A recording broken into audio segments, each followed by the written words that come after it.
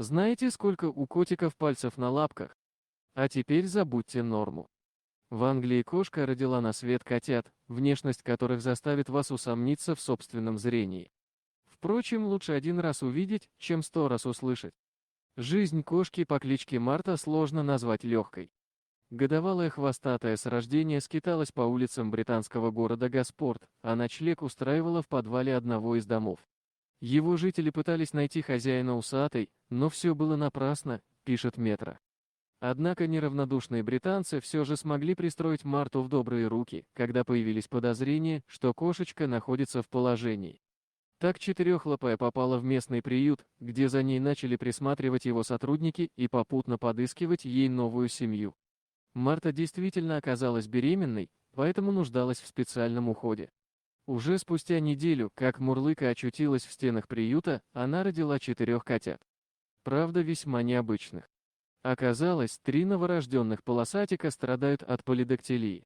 Это состояние, при котором на лапах у котиков пальцев больше, чем в норме. Стандарт – 5 пальцев на передних лапах и по 4 на задних.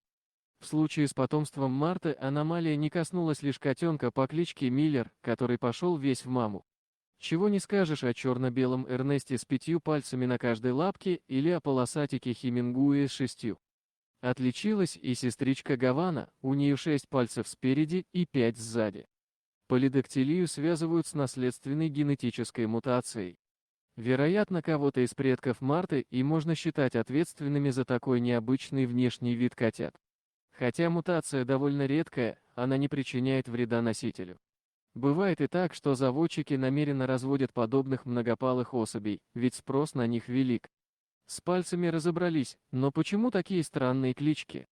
Дело в том, что у писателя Эрнеста Миллера Хемингуэя жил шестипалый котик Сноу Уайт, которого он получил в дар от своего друга, моряка. Видимо, сотрудники приюта вдохновились этой историей, отчего и наградили котиков такими необычными именами. Котята – это всегда прекрасно, но иметь 3 полидактильных крайне необычно, призналась представитель организации Cats Protection Кейт Степлфорд.